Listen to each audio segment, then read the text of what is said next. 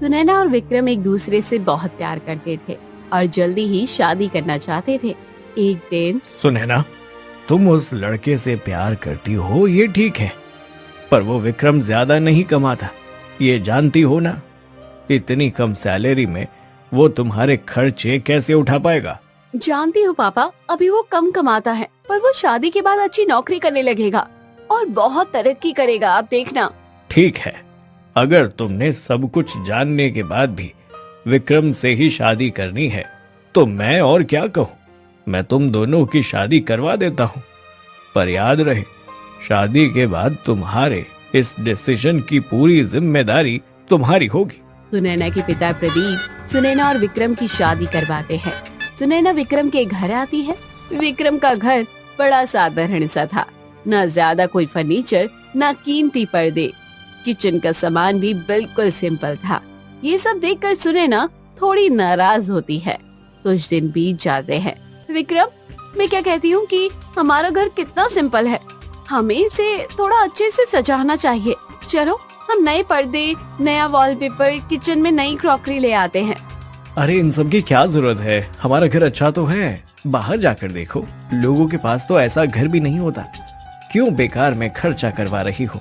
मैं तो बस घर अच्छा दिखने के लिए ये करना चाहती हूँ।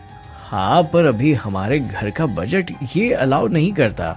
मेरे पास इतने पैसे नहीं हैं। सुनैना विक्रम से कभी भी कुछ भी खरीदने को कहती थी, हर बार वो मेरे पास पैसे नहीं हैं, ऐसा कहकर बात को टाल देता था। 5 साल बीत जाते हैं, लेकिन विक्रम की स्थिति में कोई फर्क नहीं पड़ता। सुनैना की बेटी 3 साल की हो गई थी और अब उसे स्कूल में भी दाखिल करने का समय आ गया था। विक्रम, हमारी सिया बड़ी हो रही है, उसके स्कूल के एडमिशन करवाने जाना पड़ेगा।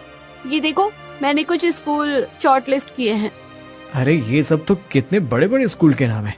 तो हम अपनी बेटी को क्या किसी भी आलतू फालतू स्कूल में भेजेंगे पढ़ने के लिए? ऐसी बात नहीं है सुनैना, लेकिन अभी मेरे पास उतने ज्यादा पैसे नहीं हैं। हम यहीं आसपास किसी अच्छे स्कूल में एडमिशन करवाते। बड़े स्कूलों की फीस भी ज्यादा होती है और फिर उनकी स्कूल बस और बाकी भी खर्चे होते हैं। उससे अच्छा तो पास का स्कूल हो तो हम खुद ही बच्चे को स्कूल छोड़ सकते हैं। पैसे होते कब है तुम्हारे पास? हर बार यही तो कहते हो तुम। शादी के समय तो तुमने कहा था कि मैं अच्छी जॉब ढूंढूंगा, पर तुम तो अभी तक उसी जॉब से ही चिपके हुए हो। अरे ज्यादा सैलरी के जॉब के लिए दूर जाना पड़ेगा और मैं रोज वो ट्रेन के धक्के खाकर ट्रैवल नहीं कर सकता। सुनैना विक्रम की बात सुनकर नाराज हो जाती है।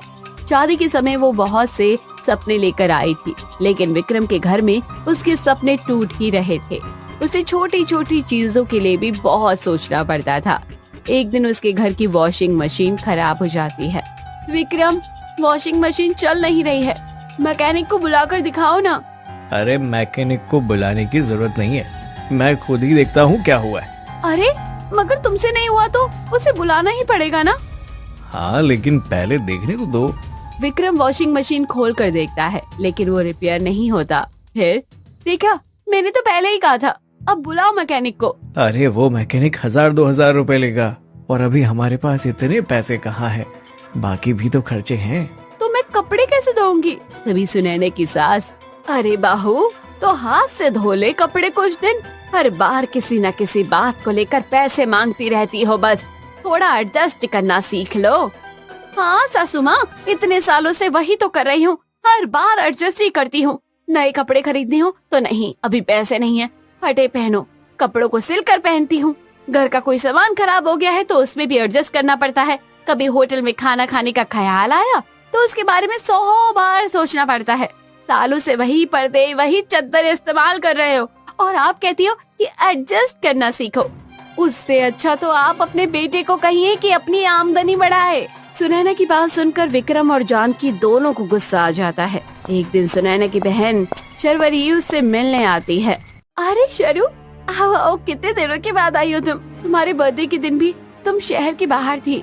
हाँ दीदी, आपको तो पता है ना अनूप कैसे है, हमेशा कहीं बाहर जाने को ही तैयार रहते हैं। हाँ हाँ, ये तो अच्छी बात है। दीदी ये देखो, अनूप ने मुझे ये नेकलेस गिफ्ट किया है बर्थडे पर।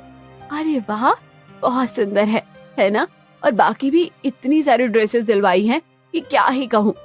अब हम अगले महीने भी 4 दिनों के लिए घूमने जाने वाले हैं, आप भी चलिए ना हमारे साथ। अरे नहीं नहीं, नहीं आ सकती, इन्हें छुट्टी नहीं मिलेगी ना। अच्छा, तो फिर सिया को ही भेज दीजिए, उसका घूमना हो जाएगा। वैसे भी वो कहीं घूमने नहीं गई है। ठीक है, तुम उसे ले जाओ। कुछ दिनों के बाद विक्रम के पास बिल्कुल भी पैसे नहीं होते और उसके खर्चे इतने बड़े होते हैं कि उसे सब मैनेज करना बहुत मुश्किल हो रहा था। उसके बिल्डिंग का मेंटेनेंस इतना बढ़ गया था कि अब उसे वो एक साथ देना मुश्किल होने वाला था। बिल्डिंग के चेयरमैन बार बार आकर उससे पैसे मांगते थे। एक दिन, सुनिए, ये चेन लीजिए, ये मेरी सोने की चेन बेच दीजिए और जो उससे पैसे आएंगे उससे सारे खर्च निपटा दीजिए। ये तुम क्या कह रही हो सुनैना? तुम्हारे पास सोने की सिर्फ ये चैन और मंगलसूत्र ही है, अब इसे भी बेच देना ठीक नहीं होगा। इतने सालों में तुम मेरे लिए सोने के गहने नहीं बनवा पाए, अब तो सोने का भाव आसमान छू रहा है। मुझे नहीं लगता कि मुझे कभी गहने पहनने का सुख मिलेगा, तो इस एक चेन को रखकर क्या करूं? जाओ बेच कर आओ इसे, बिल्डिंग का मेंटेनेंस तो भर सकते हो ना। सुनैना को अपनी चेन बेचते हुए बहुत दुख हो रहा था, पर वो क्या करती? विक्रम अपनी कमाई बढ़ाने को तैयार ही नहीं था। सुनैना अपनी हमेशा की पैसों की तंगी को लेकर बहुत निराश हो गई थी। उसने अपने मायके वालों की मर्जी से ना करके अपनी मर्जी से विक्रम से शादी की थी, इसलिए वो उन्हें कुछ भी नहीं कह सकती थी। ऐसी ही तंगी में उनके दिन बीत रहे थे। पता नहीं कब तक ऐसे गरीबी में जीना पड़ेगा। सोचा था कि विक्रम अच्छी नौकरी करेगा। मुझे लालच नहीं है, लेकिन जरूरत की चीजें खरीदते समय भी इतना सोचना पड़ेगा, मुझे ये नहीं पता था। हे भगवान, हमारी स्थिति कभी सुधरेगी या इस जन्म में भी मुझे ऐसे ही दिन काटने पड़ेंगे। सुनैना ऐसे ही अपने नसीब को कोसती रहती है। सुनैना के घर में एक वकील आते हैं। वकील साहब, मैंने आपको पहचाना नहीं, और मेरे पास किसी वकील का क्या काम हो सकता है? मैं तुम्हारे गांव से आया हूं विक्रम। गांव से? लेकिन कितने सालों से गांव ही नहीं गया हूं मैं, फिर ऐसा क्यों हुआ कि अचानक एक वकील को मेरे पास आना पड़ा? तुम गांव नहीं गए, यही तो तुम्हारी सबसे बड़ी गलती हुई है। अरे तुम्हारे नसीब अच्छे हैं कि मुझे कहीं से तुम्हारा पता मिल गया। मैं कुछ समझा नहीं वकील साहब। विक्रम, गांव में तुम्हारे दादाजी की जमीन है और वो जमीन समंदर के बिल्कुल पास है, और बाकी भी कुछ जमीन के छोटे छोटे टुकड़े हैं, लेकिन ये समंदर के पास वाली ही जमीन है। वो एक टुकड़ा बहुत बड़ा है। कुछ दिनों पहले गांव में एक बहुत बड़ा बिजनेसमैन आया था, जिसे उस गांव में टूरिज्म शुरू करना है। वो समंदर के पास एक बहुत बड़ा 5 स्टार होटल बनाना चाहता है। वो बिजनेसमैन होटल बनाकर लाखों कमाएगा। क्या गांव में 5 स्टार होटल? हाँ, वो तो कुछ जरूरी कागजात निकालने के लिए सरकारी दफ्तर में गया था, तब हमें पता चला कि वो जमीन तुम्हारे दादाजी की है। वहां के जो ऑफिसर हैं वो बहुत अच्छे और ईमानदार इंसान हैं। उन्होंने उस बिजनेसमैन से कहा कि ये जमीन जिसकी है उसके साथ आपको बाकायदा डील करनी होगी। डील करनी होगी मतलब? वकील साहब, हमें जरा खुलकर समझाइए।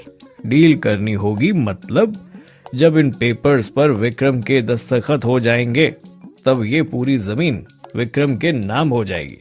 विक्रम के दादाजी का एक ही बेटा था, विक्रम के पिताजी, और उनका भी विक्रम इकलौता बेटा है, इसलिए इस जमीन पर सिर्फ विक्रम का हक है।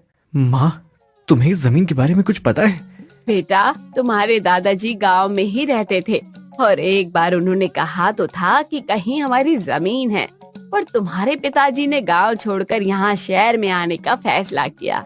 तुम्हारे दादाजी को हमारा यहाँ आना नागवार था, इसलिए उन्होंने हमसे कोई संपर्क ही नहीं रखा। इसीलिए आपको इस जमीन के बारे में ज्यादा कुछ पता नहीं था। विक्रम, बधाई हो, इस पेपर पर दस्तखत करते ही तुम 100 करोड़ की जमीन के मालिक बन जाओगे। क्या 100 करोड़? हाँ, तुम जल्दी ही अरबपति बनने वाले हो। तुम्हारी जमीन जिस जगह पर, उस जगह पर जमीन का रेट बहुत ज्यादा है, और वो बिजनेसमैन किसी भी हालत में वो जमीन खरीदना चाहता है, इसलिए वो तुम्हें कई गुना ज्यादा रेट से उस जमीन की कीमत देगा। मुझे तो ये एक सपना लग रहा है, हम ऐसे अचानक से अरबपति बन जाएंगे, ये मैंने कभी नहीं सोचा था। ये सपना नहीं, हकीकत है। तुम्हारा ससुराल गरीब नहीं, अरबपति है।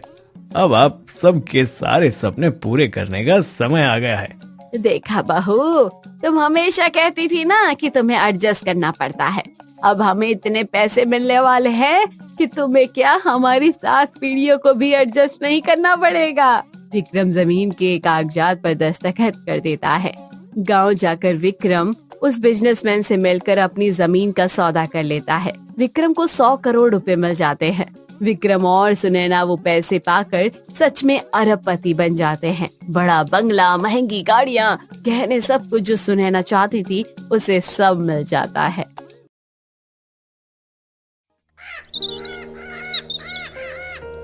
कुसुम की बड़ी बहू सुनैना बहुत अच्छे से घर संभाल रही थी, लेकिन अब कुसुम के छोटे बेटे की शादी का नंबर था, जिसके लिए घर में तैयारियां चल रही थीं। कुछ दिनों बाद कुसुम के छोटे बेटे का रिश्ता कुसुम के मनचाहे घर में हो जाता है और कुसुम पायल को अपने घर की बहू बनाकर ले आती है। हाय, मेरी छोटी बहू कितनी सुंदर है और मुझे पूरा यकीन है कि ये हर काम में निपुण भी होगी। आप बिना जाने पहले ही पायल के बारे में इतना यकीन से कैसे कह सकती हैं माँ जी? बिल्कुल कह सकती हूँ, क्योंकि ये बात मेरा मन कह रहा है। ये तो समय के साथ पता चल जाएगा माँ जी। और पायल से ये कह दीजिए कि आज उसकी पहली रसोई है, तो सबके लिए खाने में कुछ अच्छा बना ले। हाँ हाँ, सब बता दिया मैंने उसे, तू चिंता मत कर। थोड़ी देर बाद, माँ जी खाना तैयार है, आप सब आकर खाना खा लीजिए। अरे वाह बहू, तूने तो बहुत जल्दी खाना बनाकर तैयार कर दिया। लगता है रसोई के काम में काफी एक्सपर्ट है। जी माँ जी। आहा, खुशबू तो बहुत अच्छी आ रही है। जल्दी से मेरी प्लेट लगा दे बहू, मुझसे तो अब और इंतजार नहीं हो रहा। ठीक है माँ जी। ओहो, मलाई कोफ्ता, पालक पनीर, गर्मा गर्म पूड़ी, रायता और मीठे में मूंग दाल का हलवा। वाह वाह वाह बहू, तूने तो कमाल कर दिया। इतना सब कुछ तूने अकेले कैसे बना लिया? मुझे खाना बनाना बहुत पसंद है माँ जी, इसलिए मैंने ये सब बहुत आसानी से बना लिया। आप खाकर बताइए कैसा बना है। बहुत स्वादिष्ट बना है बहू, तेरे हाथ में तो जादू है, जादू। कई दिनों बाद इतना अच्छा खाना खाने को मिला है। सुनैना को अपनी सास के मुंह से छोटी बहू की ज्यादा तारीफ हजम नहीं होती और तभी वो बीच में बोल पड़ती है। क्यों माँ जी, मैं खाना अच्छा नहीं बनाती क्या? जो आप कह रही हैं कि आपने इतने दिनों बाद अच्छा खाना खाया है? नहीं, ऐसा नहीं है। तू भी ठीक ठाक खाना बना लेती है, लेकिन रोज रोज तू सिर्फ दाल रोटी ही बनाकर रख देती है, जिसे खाने का तो अब मेरा मन ही नहीं करता। और जरा पायल के हाथ की ये सब्जी चक्कर देख, तू भी उंगलियां चाट जाएगी। हाँ, मैं मानती हूँ कि पायल ने अच्छा खाना बनाया है, लेकिन इतना अच्छा भी नहीं बनाया कि आप उसकी तारीफों के पुल ही बांधती रहें। शादी के बाद से ही छोटी बहू यानी पायल ही रसोई का काम संभालने लगती है और वही अपनी सास को खुश करने के लिए नए नए पकवान बनाने लगती है। अगले दिन, लगता है आज भी खाना पायल ने ही बनाया है। जी माँ जी, आपको कैसे पता चला? क्योंकि रसोई से खाने की इतनी अच्छी खुशबू पहले नहीं आती थी बहू। अच्छा, ये लीजिए, मैंने आपके लिए ये खास गुजराती थाली बनाई है। इसमें गुजरात की सभी मशहूर सब्जियां और मिठाई है, आपको जरूर पसंद आएगी। अरे वाह, गुजराती खाना। बड़ी बहू के रहते हुए तो मुझे कुछ नया खाने को ही नहीं मिलता था।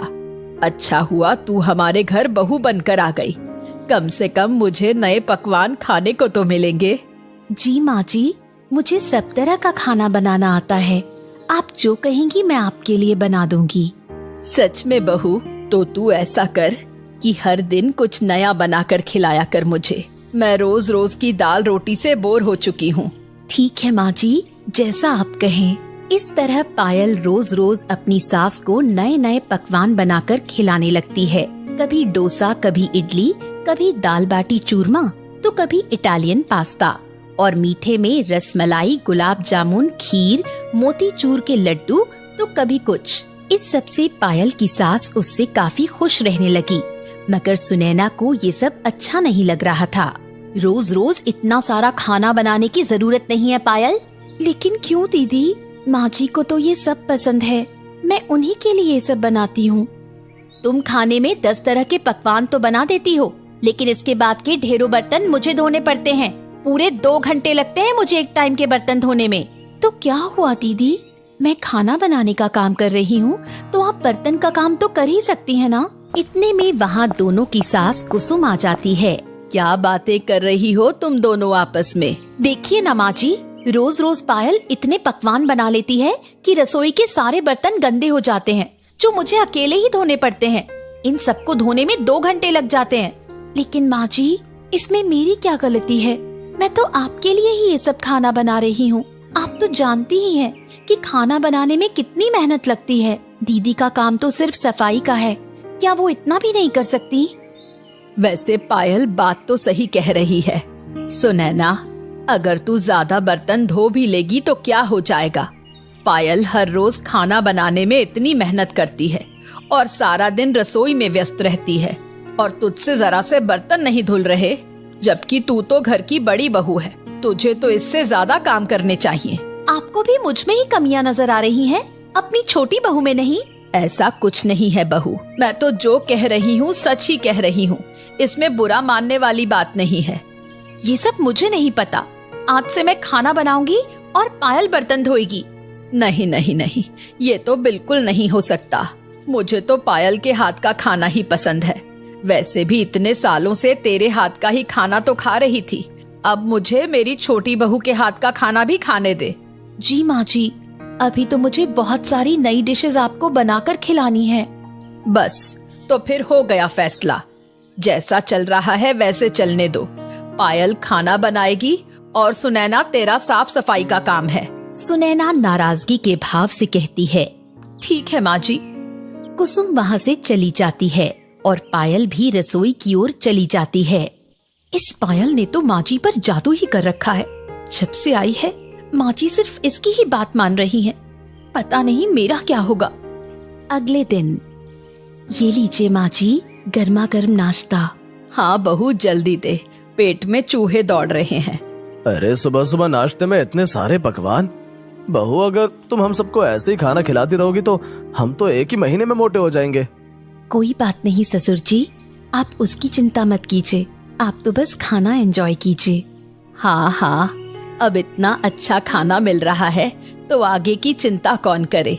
लेकिन फिर भी कुसुम, आजकल हम कुछ ज्यादा ही खाने लगे, जो हमारी सेहत के लिए ठीक नहीं है। तुम अपनी सेहत को देखो और मुझे खाने पर मत टोको जी। अच्छा ठीक है, तुम जी भर के खाओ। ससुर जी, ये लीजिए, ये सामान की लिस्ट है। रसोई में ये सारा सामान खत्म हो गया है और मुझे खाना बनाने के लिए इन सब की जरूरत है। तो नाश्ता करने के बाद आप बाजार जाकर ले आइएगा। अच्छा ठीक है बहू, लाओ लिस्ट दो।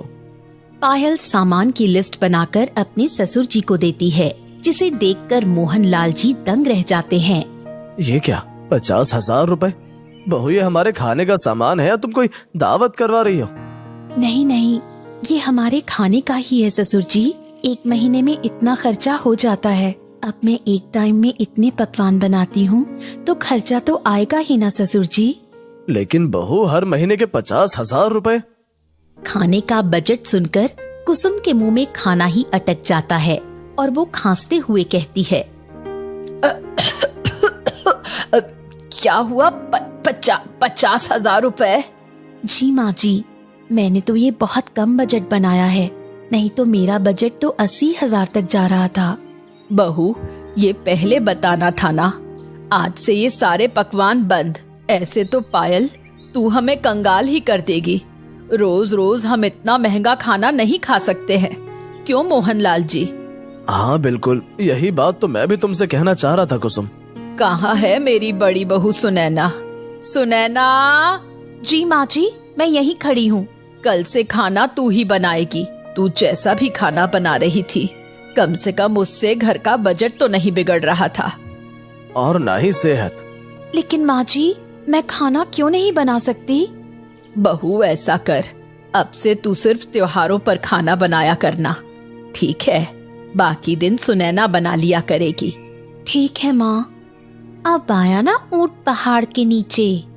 इस तरह जब कुसुम ने अपने खाने का बिल देखा तो उसके खाने के सारे शौक पल में उतर गए और सुनैना को अपनी रसोई का काम भी वापस मिल गया।